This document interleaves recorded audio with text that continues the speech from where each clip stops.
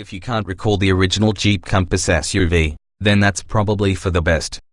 It was the American brand's attempt at penetrating the burgeoning crossover market, but curious looks and interior finishes that lagged behind its European, Korean and Japanese rivals stifled much of the enthusiasm Jeep tried to whip up. The good news is that this second attempt is much more successful, as well as being much more international in flavor. Designed to lock horns with the Ford Kuga, Nissan Qashqai, Volkswagen Tiguan and a plethora of other highly competitive SUVs, does this generation of Compass have more of a point to it? Familiar Jeep underpinnings for the Compass. Jeep is hoping to capitalize on the success of the Italian-built Renegade with the Compass, and to that end it's based it on its smaller sibling. Stretching the wheelbase out by 70 mm and extending the bodywork at the back benefits both rear seat passengers and the Compass's luggage-carrying capabilities. There's a strange effect upon the styling, though, with the rear axle looking like it's set too far forwards within the traditionally shaped housings of the trapezoidal wheel arches, a familiar Jeep cue. Further nods to the brand's heritage include a stance that looks ripe for off-roading, particularly in range-topping Trailhawk guise with its chamfered bumpers, but purists will lament what's happened to the trademark 7-slot grille. It's now merely molded plastic without any perforations in it. That's the Compass isn't as bold as the smaller Renegade or larger Cherokee is deliberate, Jeep believing there's a large number of crossover buyers who are looking for something a little more conservatively styled. Limited range of Jeep Compass engines powering the Indian-built Compass is a small selection of multi-air 2 petrol and multi-jet 2 diesel engines, already seeing service in a number of other Jeeps and Fiats. Performance and efficiency data is all provisional ahead of the Compass's arrival in combined Alfa Romeo and Jeep showrooms in December 2017, but the choices are likely to be 1.4 multi-air 2 petrol, 140 horsepower, manual gearbox 1.4 multi-air 2 petrol, 170 horsepower, automatic gearbox 1.6 multi-jet 2 diesel, 120 horsepower, manual gearbox 2.0 multi-jet 2 diesel, 140 horsepower, manual and automatic gearboxes 2.0 multi-jet 2 diesel, 170 horsepower, automatic gearbox front and all-wheel drive versions are available. Whether you need the security of 4-driven wheels will depend on your circumstances, but Jeep claims best-in-class off-roading ability for the Compass Trailhawk if that's a priority for you. Enhanced Jeep Compass technology. Jeep isn't revealing details of UK equipment levels for the Compass until later in 2017, but we expect the lineup to follow the familiar Sport, Longitude, Limited and Trailhawk with increasing levels of kit and niceties as the prices rise accordingly. There's plenty of contemporary technology to keep you both safe and protected in the Compass, with an effectively adaptive cruise control system for on-road use and a Selec-Terrain driving mode control for when the going's much tougher. A welcome upgrade's been ushered in for the UConnect multimedia system, available in 5.0, 7.0 and 8.4-inch touchscreen sizes. We've only sampled the largest of these systems, but it proved responsive, with attractive graphics and the ability to connect smartphones with Apple CarPlay and Android Auto. The verdict: if you need your family-sized crossover to have genuine off-road ability, then the Jeep Compass in Trailhawk guise has got to be near the top of your list. But if that go-anywhere ability is less of a priority, and let's face it, the majority of Compasses will remain resolutely on the asphalt, then the Jeep is relegated to the ranks of being a decent alternative choice to the usual suspects in this segment. If you want a Jeep that's bold and don't need quite so much space inside, the Renegade's still the one to have. Small selection of tried and tested engines. Torquey diesels will make most sense here. All-wheel drive available across the range. Jeep is yet to confirm the precise performance figures for British market Compass models, so these performance figures are provisional and based on European specifications. All of the engines are familiar from a variety of Jeep and Fiat models, but so far there's no sign of any part or fully electric propulsion options. Diesels are a sensible Jeep Compass choice even if the furthest you'll venture off-road in a Compass is onto your driveway. The Torquey diesel engines still make more sense for hauling the Jeep around. Entry point to the diesel range is the 1.6-litre multi-jet 2 with 120 horsepower. It serves up 320 Nm of torque to the front wheels via a 6-speed manual transmission at 1,750 revolutions per minute, resulting in a 0 to 62 mph acceleration time of 10.7 seconds. Top speed is 122 mph, a figure curiously quoted for each of the diesels. Making a better fist of things on paper is the 2.0-litre multi-jet 2 in 140 horsepower guise. 4-wheel drive is standard here, but there is a choice between 6-speed manual and optional 9-speed automatic. Regardless of the transmission selected, both produce 350 Nm of torque but peaks at just 1,500 revolutions per minute with the manual, some 250 revolutions per minute lower than with the auto. The former has a quoted 0 to 62 miles per hour time of 10.1 seconds, the latter 10.5. Want more? Then head to the punchier 2.0-litre multi-jet 2 with 170 horsepower, available exclusively with 4-wheel drive and the automatic transmission, although the Trailhawk has the ability to access a lower set of gear ratios to aid its off-roading abilities. Peak torque remains at 350 Nm at 1,750 revolutions per minute, resulting in a 10.1 second 0 to 62 miles per hour time. While this engine's easy to modulate at low revs for off-roading and cruises quietly on motorways, it can sound on the gruff and clattery side when pulling away from junctions under harder acceleration. The 9-speed autos are faithfully smooth companion to it the majority of the time, only occasionally suffering from a clunky down change when decelerating rapidly. Around town it proved impressively smooth. Faster, thirstier petrol engine Jeep Compass models. Not everyone wants or needs a diesel engine, particularly those looking to buy a Compass who have typically shorter, urban-centric journeys. Starting point of the 1.4-litre multi-air 2 turbocharged range of Petrols is the 140 horsepower edition, with the 6-speed manual gearbox and front-wheel drive. Although there's only 230 Nm of torque available, it peaks at 1,750 revolutions per minute, which should make it readily accessible. Top speed is 119 miles per hour, with a 9.8 second 0 to 62 miles per hour time. Quickest of the Compass range is the 170 horsepower version of the 1.4-litre multi-air 2, exclusively pairs with all-wheel drive and the 9-speed automatic. Peak torque increases to 215 Nm but at a much heavier 2,500 revolutions per minute, meaning it'll likely require being worked harder to extract its performance.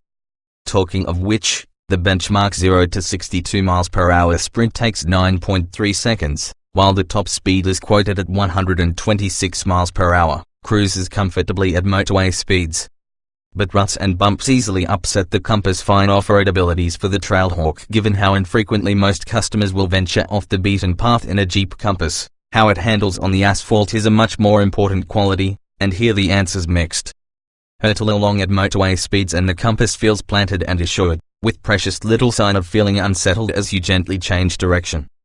Typically, roads where such speeds can be maintained are smoother, which further flatters the Jeep.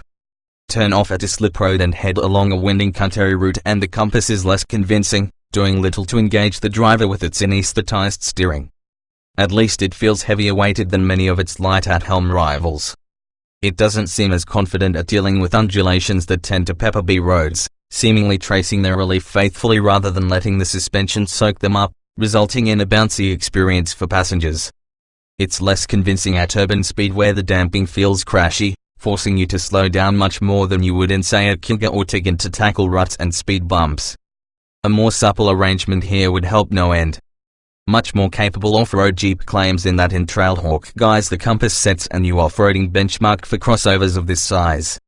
All four-wheel drive Compasses have fine off-roading ability thanks to 20 cm of ground clearance, up from the 18 cm of front-wheel drive versions. But the Trailhawk goes further still. Not only is the clearance increased to 21.6 cm, the bumpers have been shaved back to allow for greater agility when traversing slopes. Note the 30-degree approach angle and 33.6-degree departure angles for evidence. Additionally, the Selec-Terrain drive mode dial has a couple of additions on the Trailhawk: Rock Joins Auto, Snow, Mud and Sand, together with Hill Descent Control, think a cruise control for off-road use, to complement the low-ratio gears. While a hardcore angler could still show its Compass cousin a clean pair of heels across tricky terrain, the Jeep will go places that a Qashqai driver can only dream of. Well-built Compass cabin feels robust, larger UConnect screen and improvement rather button-laden compared with rivals in the same way that the exterior of the Jeep Compass lacks the charm and distinction of the smaller Renegade. It's a similar story once you climb aboard. There's not a lot to pick fault with, it just all feels a bit ordinary. Material and build quality of the Mexican-built left-hand drive models we tested felt on par with the majority in this sector, with no reason to suspect the UK version sourced from Jeep's Indian plant will be any different. Trailhawk models have red accents to match the anodized finish to the exterior detailing. European and American spec models appear to have a wide palette of colors to choose from for their interiors, but it remains to be seen whether the UK will have a choice of anything other than black.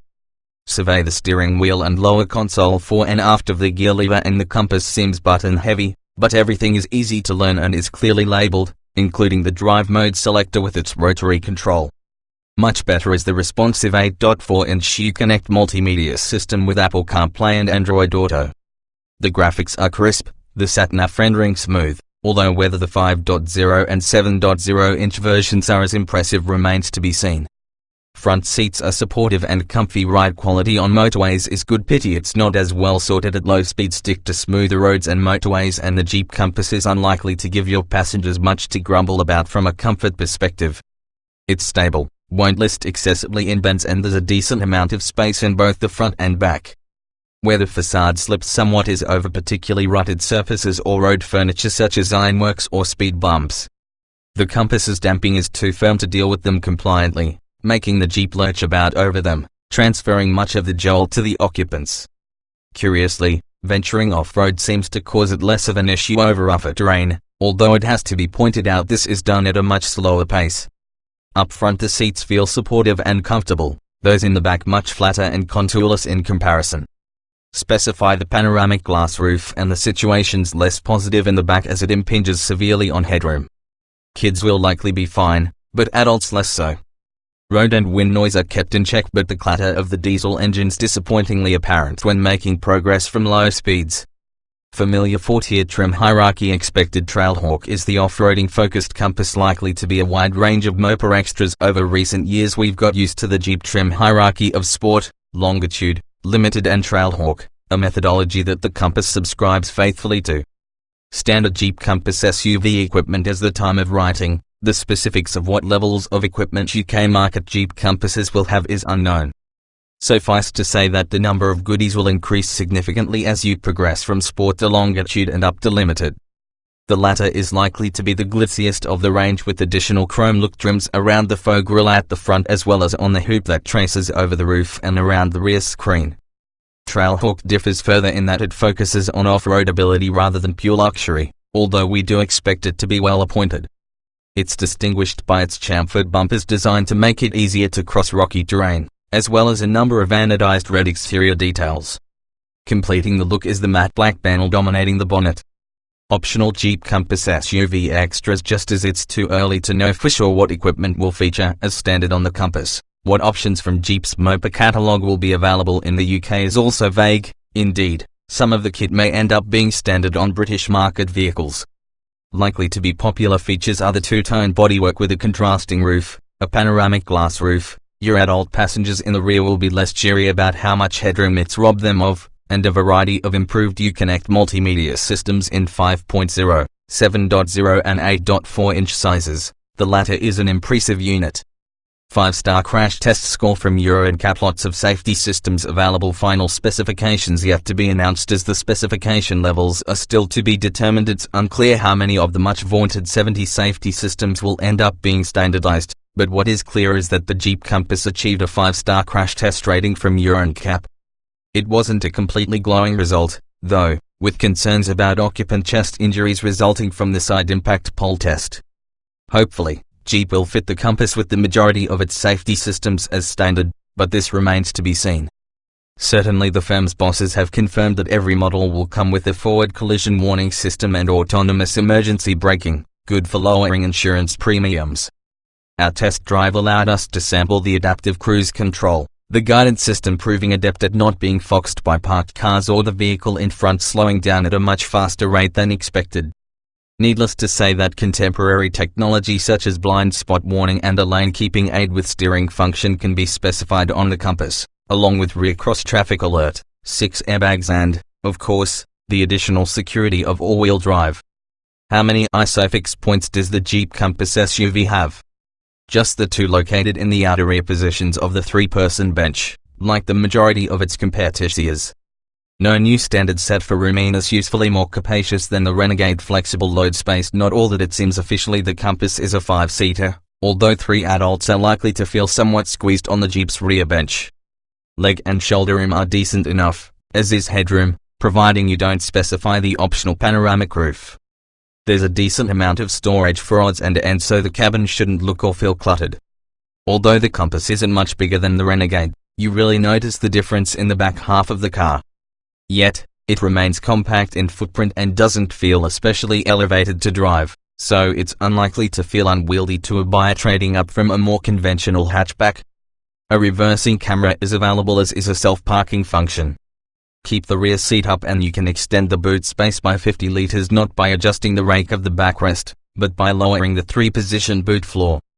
As standard, the Compass is likely to come with a 60-40 split rear bench, but a 40/20/40 arrangement will also be available. High-grade Jeeps are also likely to feature an electric tailgate, featuring a button inside the boot rather than on the door itself, although we were disappointed to find no release handles for the folding rear seats and the boot itself.